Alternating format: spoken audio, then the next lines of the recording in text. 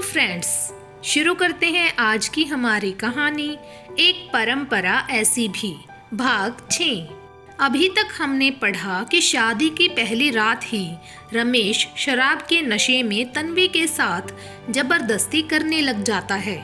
तब पूनम बीच में आकर रमेश के सिर पे डंडा मारकर तन्वी को बचाती है और उसको लेकर घर छोड़कर भाग जाती है। दूसरी तरफ रमेश और उसकी माँ सुभाष के घर पहुंच जाते हैं और पायल को अपने साथ लेके जाने की बात करते हैं, पर पायल साथ आने से मना कर देती है और रमेश की माँ सबको धमकी देकर अपने बेटे के साथ वहां से चली जाती है।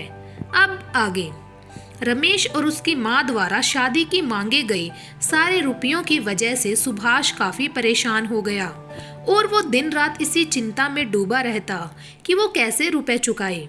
सुभाष अपना सारा गुस्सा अपनी पत्नी गीता पर निकालता था, क्योंकि वो सारा कसूरवार गीता को ही मानता था। वहीं सुभाष दिन रात इसी चिंता में डूबा रहता, क्योंकि उसके पास तो फूटी कोड़ी तक नहीं थी, क्योंकि उसकी इतनी हैसियत नहीं थी।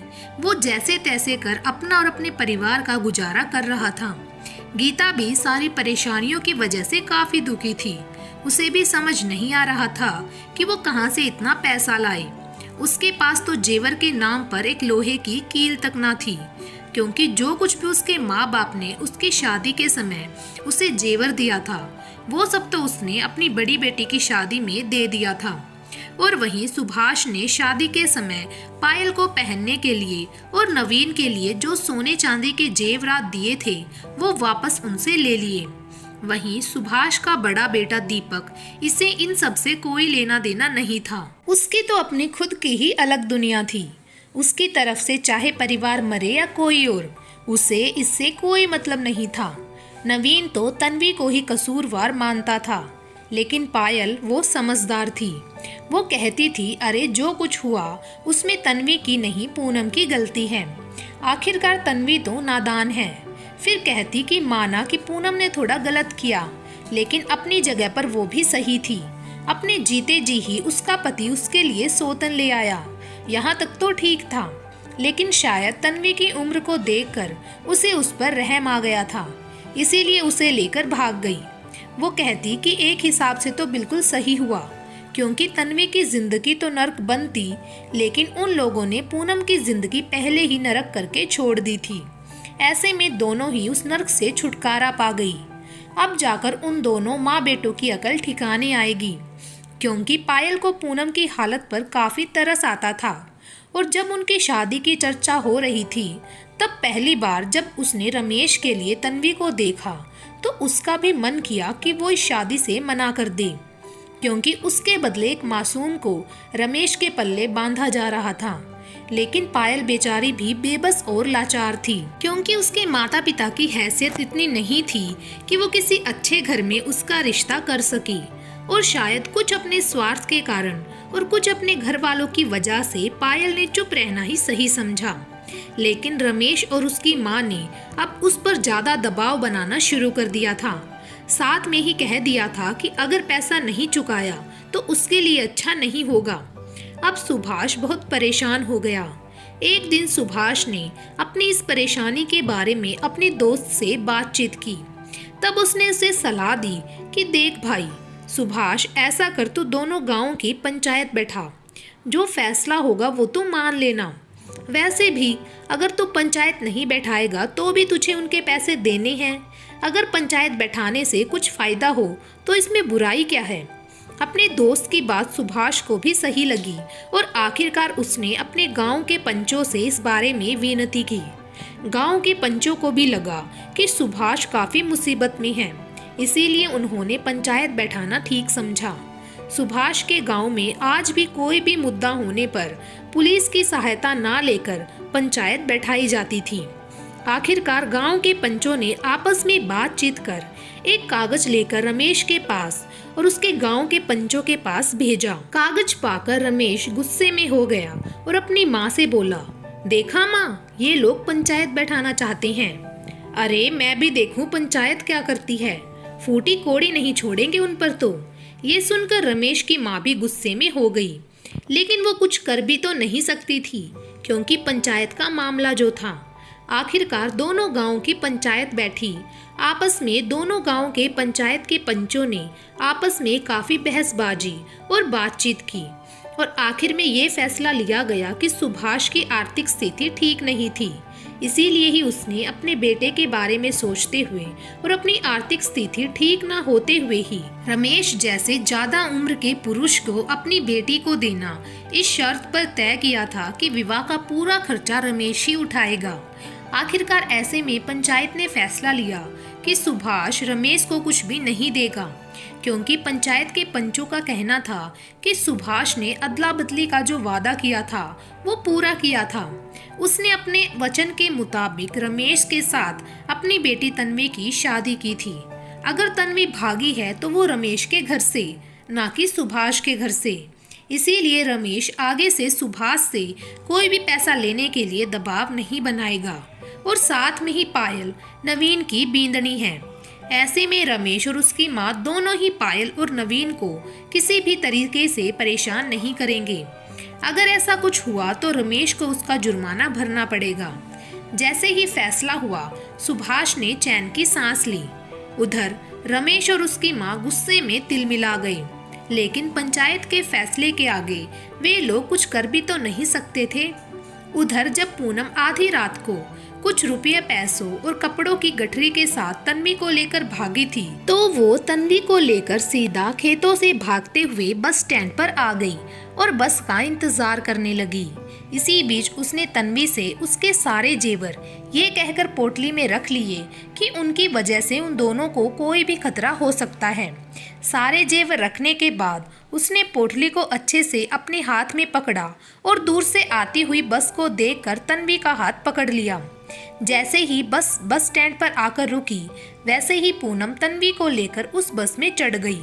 पूनम घबराई हुई तन्वी को तो हिम्मत दे रही थी, लेकिन खुद काफी घबरा रही थी कि अगर वो गलती से रमेश के हाथ पड़ गई तो वो तो उसे जिंदा नहीं छोड़ेगा। तन्वी तो पूनम के कंधे पर सिर रखकर गहरी नींद में सो गई थी, लेकिन पूनम की आंखों में नींद नहीं थी। वो सारी रात इसी सोच में डूबी रही कि वो तन्वी को उस नर्क से छुड़ा कर तो ले आई, लेकिन अभी भी वो उस मासूम को लेकर कहाँ जाएगी। वैसे भी जमाना काफी खराब है। रमेश पर डंडे से किए गए वार की वजह से पूनम को ज्यादा पछतावा नहीं था, क्योंकि उसके सिवा उसके पास और कोई चारा भी तो नहीं था। अगर वो उस समय डंडा लेकर रमेश के सिर पर नहीं मारती तो वो इस मासूम की जिंदगी खराब कर देता। फिर उसकी नज़र गहरी नींद में सोती हुई तन्वी पर गई। तन्वी को गहरी नींद में सोते हुए देखकर पूनम के चेहरे पर मुस्कान आ गई। उसके दिल में उसके लिए प्यार उमड़ आया और वो प्यार से तन्वी के सिर को सहलाने लगी। सुबह के लगभग 5 बजे उस बस ने उन्हें पास के ही शहर में छोड़ दिया, लेकिन पूनम जानती थी कि उसके ससुराल वाले उसे ढूंढते ढूंढते यहाँ तक भी आ जाएंगे। इसीलिए उसने तन्वी का हाथ पकड़ा और एक ऑटो की मदद से सीधे ही रेलवे स्टेशन पर पहुंच गई। पूनम ज्यादा पढ़ी लिखी नहीं थी, लेकिन समझदार बहुत थी। जैसे ही रेलगाड़ी आई, बिना ये जाने कि वो कहाँ जाएगी, पूनम तन्वी को लेकर उसमें बैठ गई, क्योंकि वैसे भी उन दोनों का कहीं ठिकाना तो था नहीं। तन्वी काफी घबराई हुई थी, लेकिन पूनम ने उसे हिम्मत बंधाई। पूनम मन ही मन भगवान से प्रार्थना करने लगी कि भगवान हमारी मदद जरूर करना, हमें कामयाबी देना, उन राक्षसों के हाथ हम ना लग जाएं। लगभग रात के 12 बजे उस रेलगाड़ी ने उन्हें एक बड़े शहर में जाकर छोड़ा। तन्वी का हाथ पकड़कर पूनम गाड़ी में से उतर गई। बड़ा रेलवे स्टेशन होने की वजह से दोनों को ज्यादा डर नहीं लगा। भूख भी लग आई थी, इसीलिए रेलवे स्टेशन पर लगे हुए कुछ छोटी दुकानों से उन दोनों ने खाने के लिए कुछ लिया और थोड़ा बहुत अपना पेट भरा और वहीं पर गठरी में लाई एक चादर को जमीन पर बिछाकर और पोटली को बड़ी ही सावधानी से अपने सिर के नीचे रखकर दोनों प्लेटफॉर्म पर सो गई। सुबह जब उनकी आंखें खुली तो आशियाने की खोज में दोनों ही निकल पड़ी।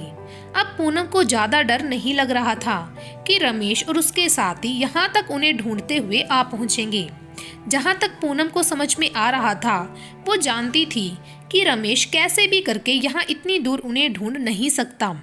अब वो रमेश की तरफ से निश्चिंत थी। अब उसे चिंता थी तो कहीं अपने लिए आशियाना खोजने की। दोपहर होने को आई, लेकिन उन्हें समझ में नहीं आ रहा था कि आखिरकार इतने बड़े शहर में जाएं तो कहाँ जाएं। उनका अपना तो कोई था नहीं। थक हार कर वे दोनों वहीं एक मंदिर की सीढ़ियों पर बैठ गई। दोनों वहीं बैठे बैठे सोच में डूबी हुई थी। धीरे धीरे शाम होने को आई थी। दोपहर से बैठी पूनम सामने ही पूजा का सामान बेच रही औरत को काफी देर से देख रही थी, जो अपने 2 बच्चों के साथ पूजा का सामान बेच रही थी। उसकी एक बेटी जो लगभग 5 साल की थी, तो दूसरा बेटा जो लगभग 2 साल का था। वो दोनों बच्चों को संभालने के साथ साथ पूजा का सामान भी बेच रही थी।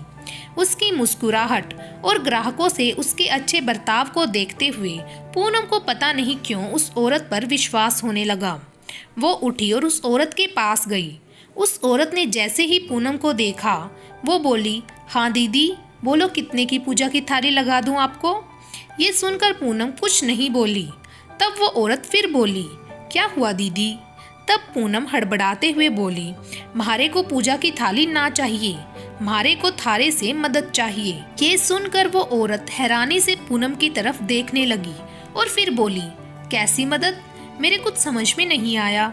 ये सुनकर पूनम बोली, मैं, और फिर वो तन्वी की तरफ देखते हुए बोली, मैं और हमारी बहन इस शहर में परदेसी हैं, हमारा कोई और ठिकाना ना है।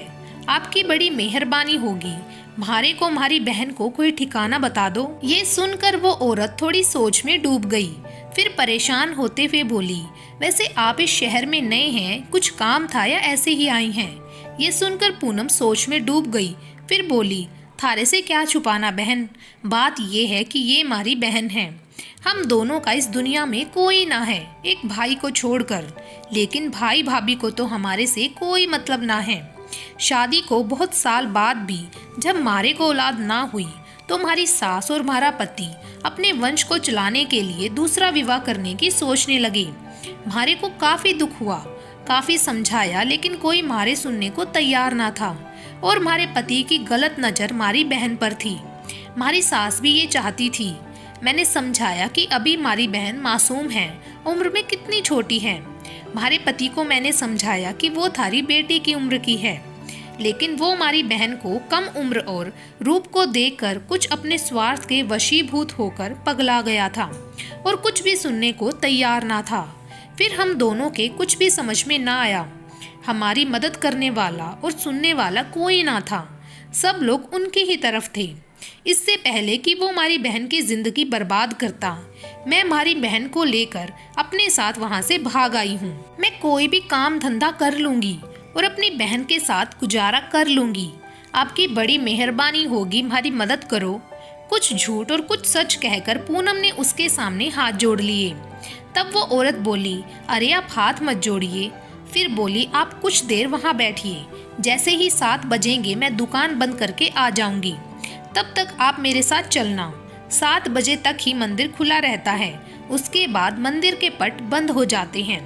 उस औरत की बात सुनकर पूनम और तन्वी को उम्मीद की एक किरण दिखाई दी और दोनों के चेहरे पर मुस्कान आ गई।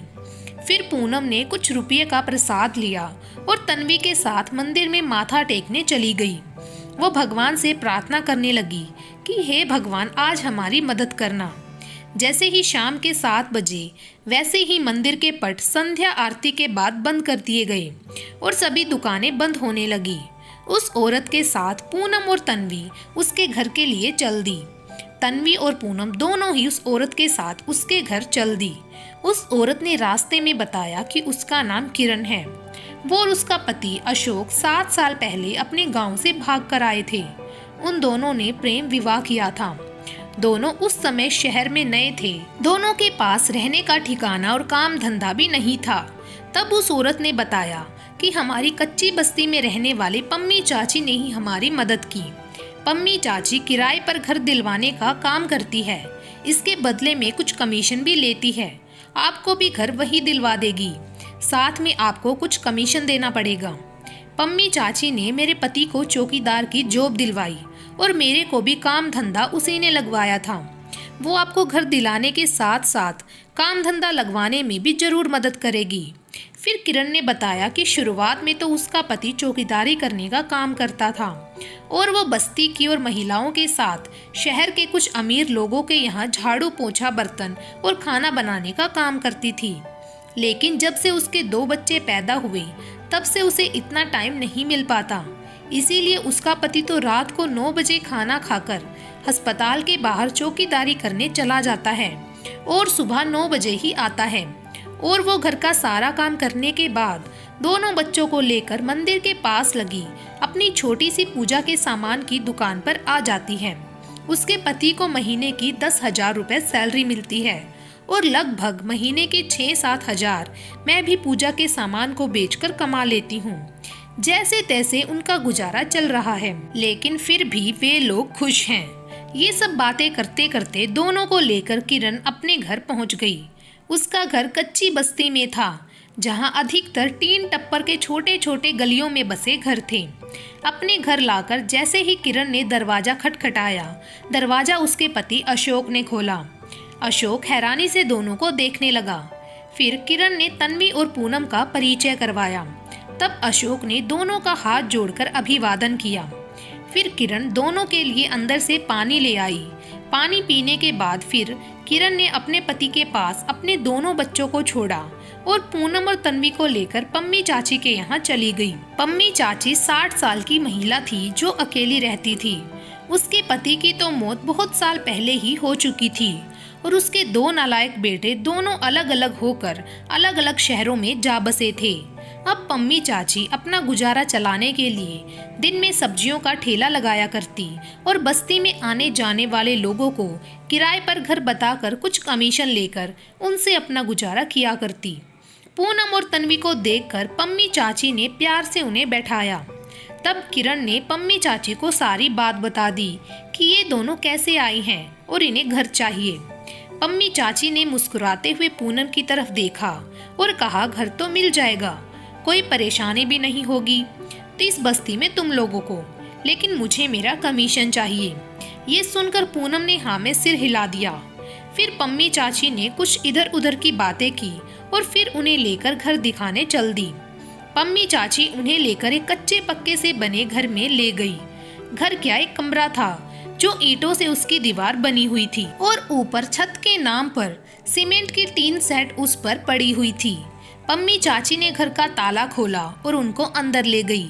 अंदर ले जाकर पम्मी चाची बोली, अभी तो यही घर खाली है और बस्ती के सब घर ज्यादातर ऐसे ही हैं। इसका मकान मालिक तो बाहर रहता है, मैं ही महीने का किराया ले लेती हूँ और जब वो किराया लेने आता है तो उसे दे देती हूँ। पूनम और तन्वी के पास रहने का कोई ठिकाना नहीं था, इसीलिए उन्हें वो घर ही बढ़िया लगा। पूनम ने घर पसंद कर लिया। एक कमरा कच्चा पक्का था जिसके नीचे की छत खुदी हुई थी, ऊपर टीन सेट था, अगल बगल में ईंटों की दीवारें थी और पीछे की साइड एक दरवाजा खुलता था जिसमें एक गैलरी थी जो कि बिल्कुल खुली थी। उसके एक कोने में स्नान घर और शौचालय बना हुआ था और एक चारपाई रखने लायक जगह खाली थी। पम्मी चाची ने बता दिया कि जो जगह खाली है यहीं पर रस्सी बांधकर अपने कपड़े सुखा लेना। पूनम ने हाँ में सिर हिला दिया। फिर उसने पोटली में से कुछ रुपए निकाले और पम्मी चाची की तरफ बढ़ा दिए। तब पम्मी चाची बड़े प्यार से बोली, अरे नहीं, अभी तुम्हारे पास पैसों की कमी होगी, जब तुम लोगों के पास पैसे हो ना तब दे देना, अभी अपना घर का सामान खरीदने में पैसों की जरूरत पड़ेगी। पम्मी चाची की बात सुनकर पूनम ने कहा कि आप लोगों की बड़ी मेहरबानी है जो हम बेसहारा को घर दिया। बड़ी मेहरबानी होगी अगर आप हमारे लिए कोई काम भी ढूंढ दे तो। ये सुनकर पम्मी चाची बोली, तू चिंता ना कर, इस बस्ती की ज्यादातर औरतें आसपास के घरों में झाड़ू पोंछा बर्तन और खाना बनाने का काम करती हैं, तुम दोनों भी उनके साथ में ही काम कर लिया करना।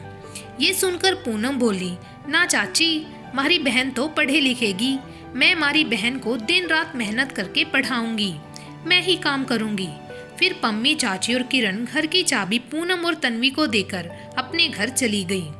तन्वी पूनम के गले लग गई और वो फूट फूट कर रोने लगी। कहने लगी, दीदी सा, आप हमारे को पढ़ाओगी, आप हमारे को उस आदमी से बचाया, आपने हमारे को नई जिंदगी दी है, ये सुनकर पूनम बोली, अरे पगली, तू हमारी बहन है, छोटी बहन, और बड़ी बहन का तो फर्ज तो है छोटी बहन का ध्यान रखना। तो थारा ध्यान मैं ना रखूंगी तो कौन रखेगा? पर थारी बहन को थारे को एक वचन देना होगा।